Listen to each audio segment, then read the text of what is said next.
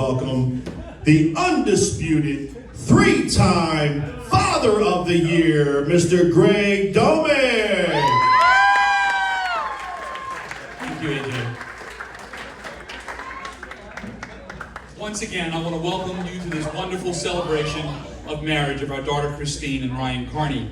We're fortunate to have so many great friends. And Ryan, you made a comment in your remarks. He said that it wouldn't be the same without each and every one of you making this trip. And I certainly believe that. Now, Ryan, I will tell you it would have been a hell of a lot cheaper if they all didn't make the trip. But it certainly would never be the same. You know, I've learned from being married and having 3 kids that when it comes to planning an event like this, the best thing for a dad to do is just stay the hell out of it, right? Okay? And just let Christine do it, right? Okay? Christine, Ryan, Julie, okay? Just to not be with it. So I put together, Christine would much rather me just write a check, right, and not say anything today. But that's not going to happen. Okay, that's not going to happen.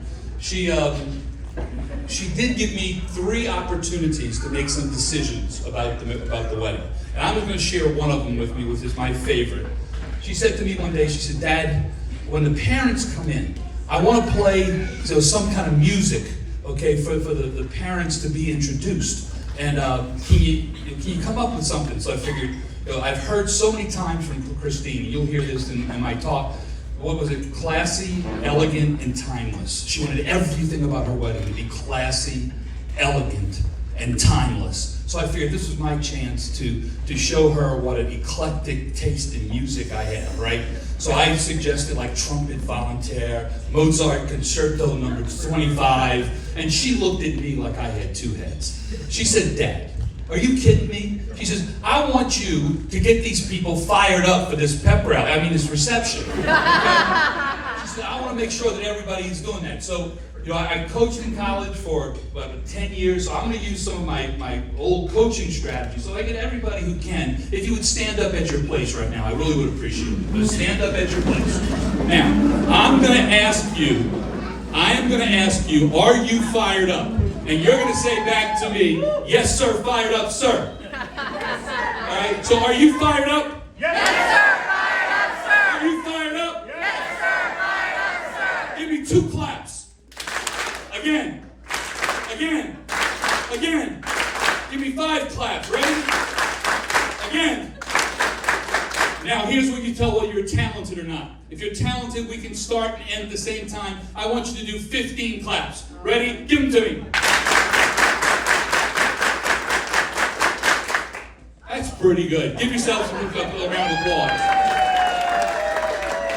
Thank you. You can have a seat. I appreciate that. And as a matter of fact, you just helped me. I want to thank you guys because you just helped me win $100 from my son. Okay? I bet him before I spoke that within the first 5 minutes of my talk, I could get a standing ovation.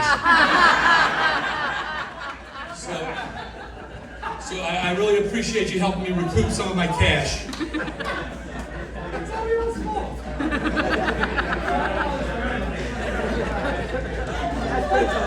So classy, elegant, and timeless. Classy, elegant, and timeless. Derek and I were concerned when we heard that we weren't going to be invited. Okay? Because those are not terms that people usually use in conjunction with us. But there are some people here who do deserve that title. And first and foremost is my beautiful wife, Julie.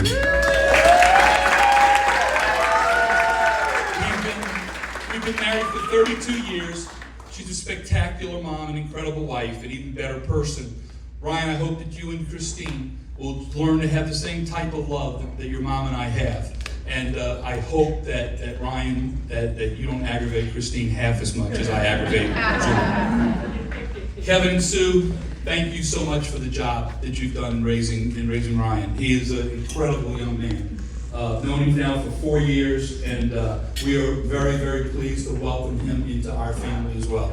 Welcome, Ryan.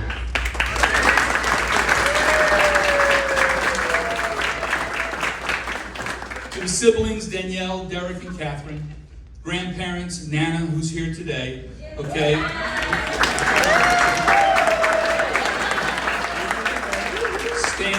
Stan the man, okay? Stan the man who is living in Hawaii, right? Okay? And then Captain Jack in New York, okay? And when Ryan told me his grandfather was Captain Jack, I asked him, I said, okay, was he in the military? And he said, well, yeah and no.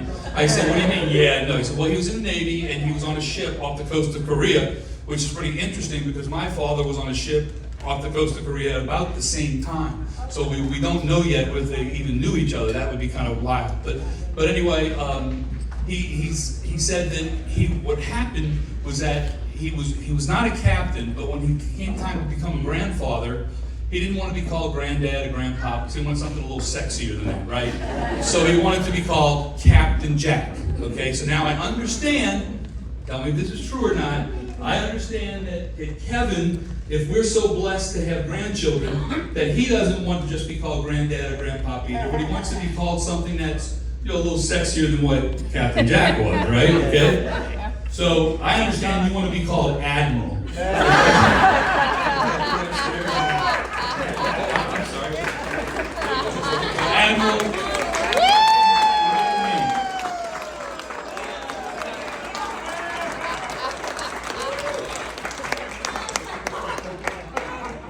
So I think we're all on the same page, and we're so pleased that both of our families unite. Okay. I'd like to also pay tribute to Christine's grandmother, Lisa, Granddad Bill, as well as Ryan's maternal grandmother, Eleanor, and Grandma Kearney, who have passed away as the Reverend said was with us in spirit today. I'm sure that they are giving their blessing to their grandchildren, who meant so much to them. So we'll recognize them. But now, I want to focus my attention on the couple that brought us together, Ryan. Ryan is smart, good-looking, caring, successful, intuitive. He's a great Ryan, I can't read your writing.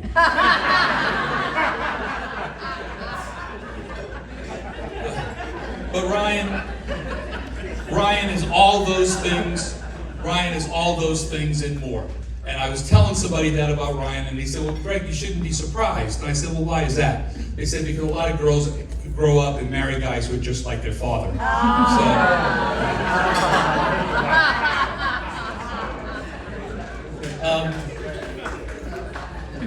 Ryan is all those traits and more. For 4+ years, I've known Ryan. And I've got to tell you, he's only disappointed me one time. And that one time, Ryan, I hate to tell you, was today. I don't know if you guys are history buffs or whatever, but the name Kearney is very, very popular in Ireland. It's one of the most popular names. As a matter of fact, I just found out the other day that about 100 years ago, his name was really O'Kearney. So you can't get any more Irish than that. And it is, Christine, you may not be aware of this, it is a tradition in Ireland that guys wear green kilts, okay, for the wedding. And I'm not going to tell you who told me, Ryan, but somebody told me that you were considering wearing green kilts and surprising Christine today with your family heritage, okay? So when I saw him walk out of his hotel room this morning with his suit on, I went and bribed the maid, okay?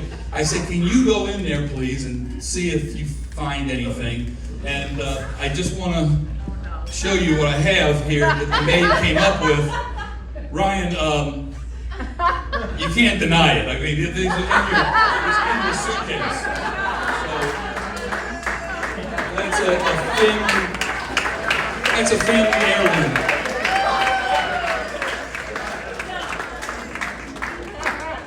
But any disappointment, Ryan, any disappointment I could possibly have for you, you have made up for 100 times more.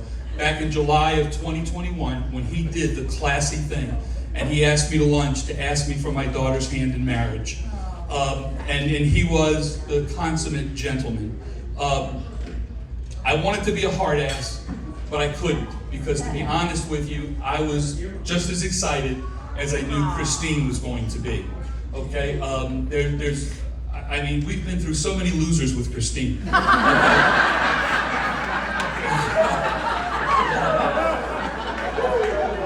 That, you know, and let me tell you, so what did I tell? So we're getting ready, we're in a beautiful stairway out there, right? I'm standing at the top of the steps, we're ready to walk her down the aisle, which is a dad's dream, right? A dad's dream, okay, to do that with his daughter. So I get her walking down the aisle and I say, Christine, we've kissed a lot of toads in our lives, and now it's time to go get the prince. And I do think that she got the prince today.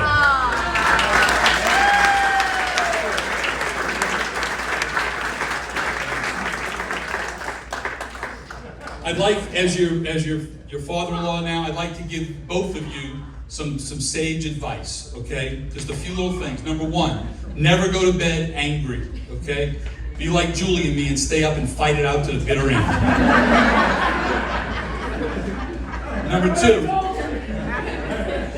Number two, Ryan, learn this lesson early, okay? If you get in an argument and you're right, okay? Or if you're wrong, apologize. If you're right, keep your mouth shut. Okay, that's the best thing. The third, I'll tell you, Julie went to, when we were married for about 6 or 7 years, Julie went to a marriage counseling kind of seminar. And so she came home from that evening, and I got one of the biggest hugs I've ever gotten in my life. I said, this is all right. I said, you know, I like this marriage counseling thing. I said, Julie, why did I get the hug? She said, well, I went to this marriage counseling thing, and they said, the first thing you need to do to have a successful marriage is you have to embrace your mistakes. So, I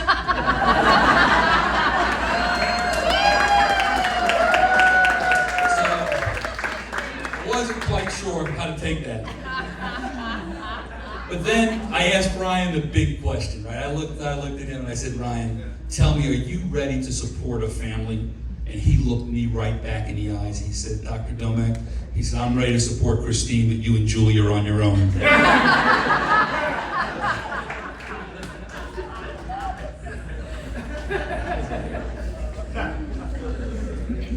The best advice I can give you, though, seriously, is the advice when I was on the other side of the table that my father-in-law, Bill Campbell, who recently passed away, that he gave me.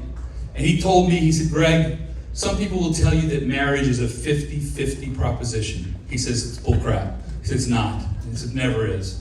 He says, some people will tell you that it's 30-70 some days and 70-30 the other days.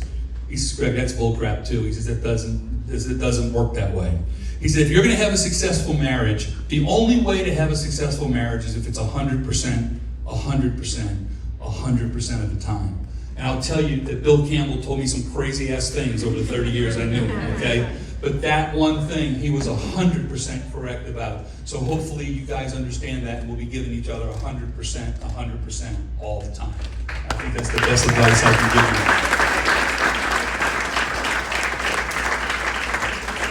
So last but not least, I want to say a few words about my lovely daughter, Christine, okay? Classy, elegant, and timeless. I've heard that phrase so many times. I was having nightmares about it. Nightmares, okay? And so I finally fessed up. I said, Christine, I'm really pretty nervous about giving this talk. I said, I feel a lot of pressure. I said, it's classy, elegant, and timeless. So she told me, and I wrote it down, what she said. She says, Dad, you don't have to be charming, you don't have to be intellectual, and you don't have to be witty. She said, Dad, just be yourself.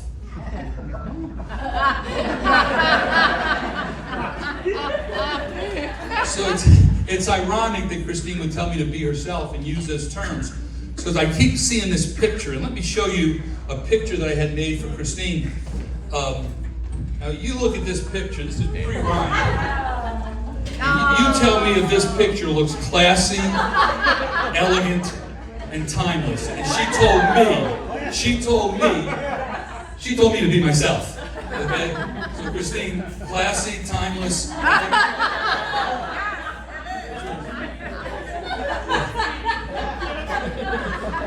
I don't know. So, you know, I guess I gotta try to be myself.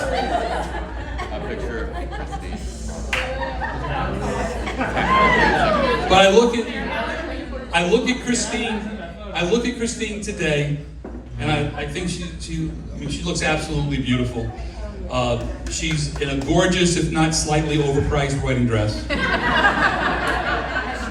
And this is where the YouTube suggestions say, this is where the dad's supposed to say, remember the time when we painted each other's toenails? Remember when we played with Barbies? Remember when we watched what's Hallmark movies? I'm telling you, none of that stuff ever happened in our house, okay? There's no way we painted each other's toenails. We had some pretty big soccer drills where we knocked each other on the ground, okay? But I don't think we ever did any of those girl type things. Never did, okay? So those things never happened. Christine and I had a typical father-daughter roller coaster relationship. It was never really gushy, but I remember, Christine, I don't know if you remember this, but you gave me with your two siblings, you gave me a missal for church. And on the inside of the cover, she wrote, "Dad, thank you for all that you do for me. I love you so much." And I told her, I said, "Christine, that's one of the nicest things you've ever said to me." She looked at me, she says, "Dad, Mom told me what to write." But it's our job to protect our kids, and that was always very important. I can remember when she was little and thought there were ghosts. I didn't go in the room and say, "Christine, there's no such thing as ghosts." I would take a broom out, I'd go under her bed, I'd go in the closet, anything to be her hero, right? Anything to be her hero and get rid of all the spirits that were in her room. So I would do that, and then there was times when she was 65 miles away from home at Lynchburg College, and she would call out to Julie or me while she was walking across campus in the evening and say, that she was nervous about walking across campus. Now, I'm not quite sure what the hell I was supposed to do if something happens. I say, "Hey, give that guy your phone and we're gonna make a three-way call to campus police." Okay, so I couldn't see doing that. So I don't know how successful I would have been. And but I think the message for all those things are the same. And this is the part of the speech I had a lot of trouble getting through. So sometimes my eyes sweat. So I don't tear up, but my eyes just start to sweat a little bit. So your mom and I, Christine, your mom and I were always willing to protect you, no matter the situation and no matter the odds. We did this because we love you, and you probably won't understand until you have a child of your own. Then she met Ryan, and Ryan, now it's your turn. I was worried about you for a while there because when I found out that you guys met online, because you know as well as I do, 90% of the things Christine buys online, she returns in 2 weeks.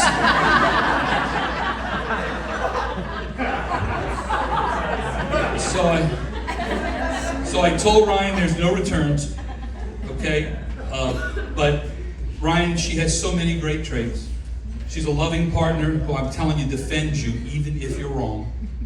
She's a skilled, hardworking nurse. She's a supportive sibling. She's an incredible dog mom to Oakley. You've hit the jackpot, Ryan. Care for her, guide her along the right path. And I'd like to encourage all of you to raise your glasses in a toast.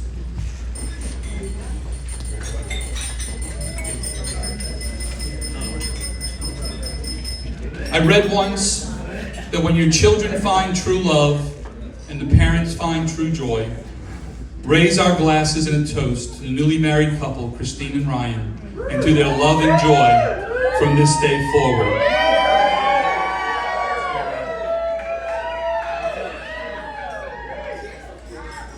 By the way, Christine, if you think that any of the nice things about any of these things I said about you tonight were really nice, Mom told me what to say. We love you. God bless you.